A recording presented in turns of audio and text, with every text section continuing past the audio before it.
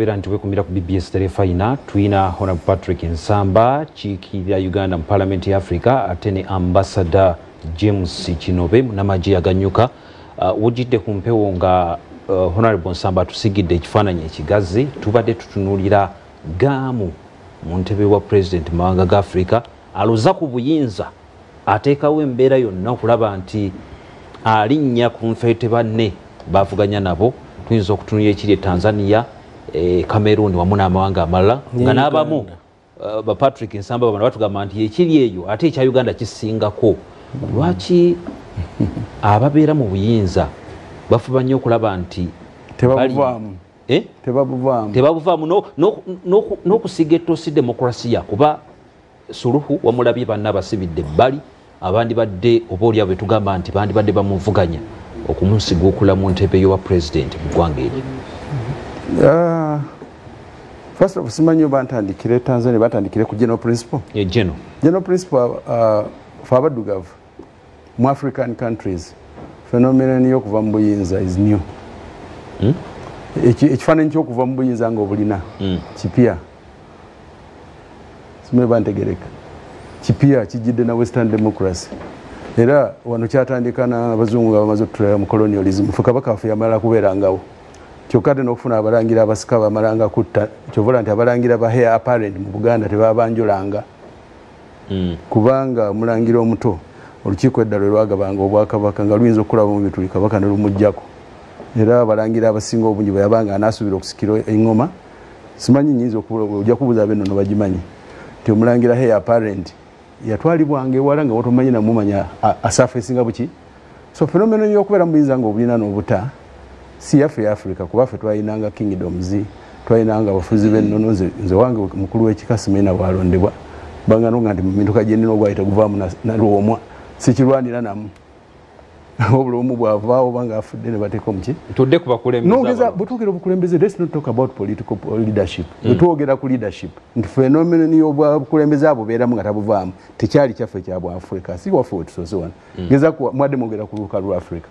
Era mu kubyatabula abazungu abasala ensalo zaabwe bagende bakolema nga United States biki ebimu ku byava mu ebyo kati bayo Bungereza ne bakinogera eddagala nti ali mu bufuzi bw'ensikirano teyetaba mu byabufuzi kuba bali bakiseera bano balubeerera so competition ne challenges wakati w'obukulembeze ababuyingira n'ababwagala kya butonde kyo tekisobola kuvaawo kakati kiyingira ate mu bwaffe buno bw'obufuzi bulimu ebyenfuna bulimu obuyinza obw'ebyenfuna bulinza obufuga resources okugabanya resources n'obikolera abalala kati eyo function emu ku byo yabeera mu bukulembeze ne bono oyagala kwogera ku bali mu buyinza abali ku top nga togedde ku top n'abali mu opposition abali wansi nine mu parliament nasavingamu emyaka 13 nina bemanya abali mu opposition kali myaka 3 teyagamba kuvaayo mu constituency nati semateeka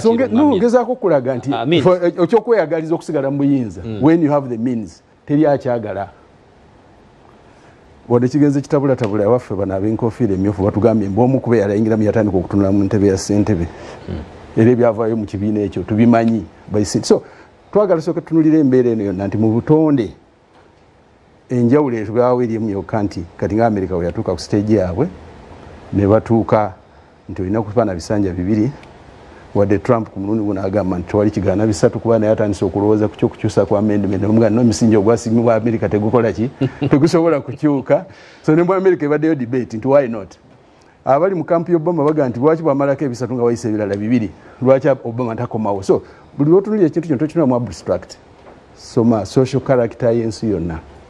enjawulo eriemu nti kitwaleetebwa mu sanitization y'ebyobufuzi n'obutasika muguwa n'obutetta eyoga nti omukulembeze ayingirenga mu buyinza nga alondeddwa naye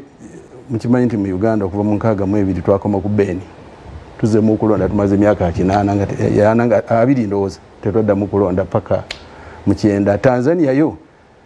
naye yasooka Nyerere naye yamala 24 Nyerere ndowooza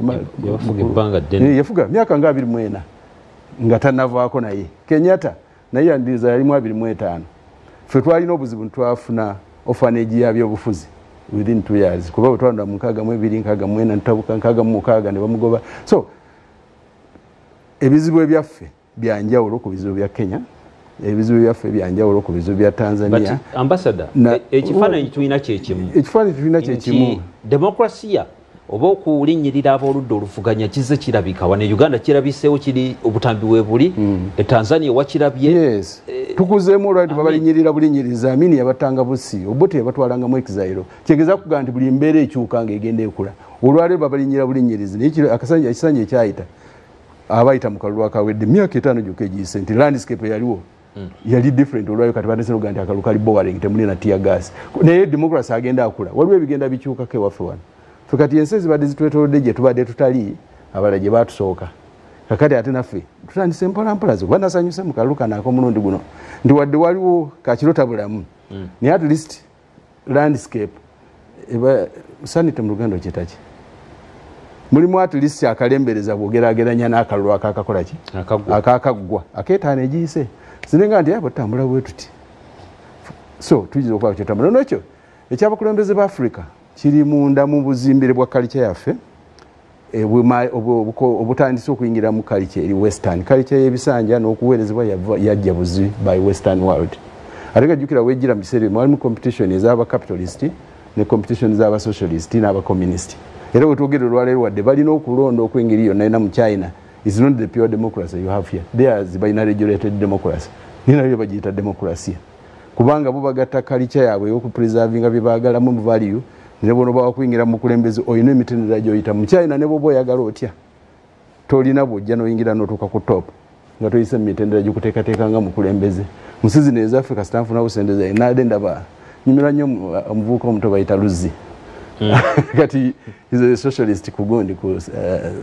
TikTok out of nowhere Luzzi ya capture the ni concept empya byayita naye kati tokimanya mu ndowooza yizo nalagizo kulanga abamufollowing namuga tokuba ifana ife tugenda nakukubira omulamuga biro tugenda bichuza so ene waffe kyangu nnyo okuyingira obukulembeze n'otuuka n'ogenda mu ntebe n'obutwala by the way kubanga tulina n'omusirikale yakawangula Traore wa Burkina Faso teri yali amanyi Traore emyaka emabega emitono so becoming a leader these days is kakati oluusi ne tuba n'obuzibu bwaffe tugwabadde mu leadership olowooza nti olina program naye enjija ya wa Burkina Faso wagirabye anti gezaako kuzimbira kifaananyi twogera ku kikati so okukyusa obukulembeze internal democracy mu kulonda n'ebirala bigwa mu kuweera kati wompa example yowe Burkina Faso yawambye buyinza wabaddewo enteekateeka tewabuwambako emirundi emeka olowooza babuwamba gumu tuddeyo anti zegezaako okulaga nti abakulembeze engeri gye bayingira mu buyinza baamu enjawulo buli muntu ayingira kati bwobadde olwakuba tumaze okumalayo Traore bwe yayingidde ne pulaani ye gyawa alina ekifaananyi kyakusiigira omuwuliriza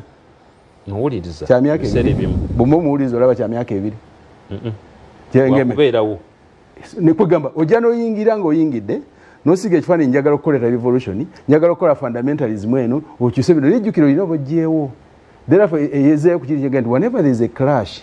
of interest definitely tension zikola tebisobola kukyuka kuba example ndowooza eya Kenya honorable Nsamba atulaze ekifaananyi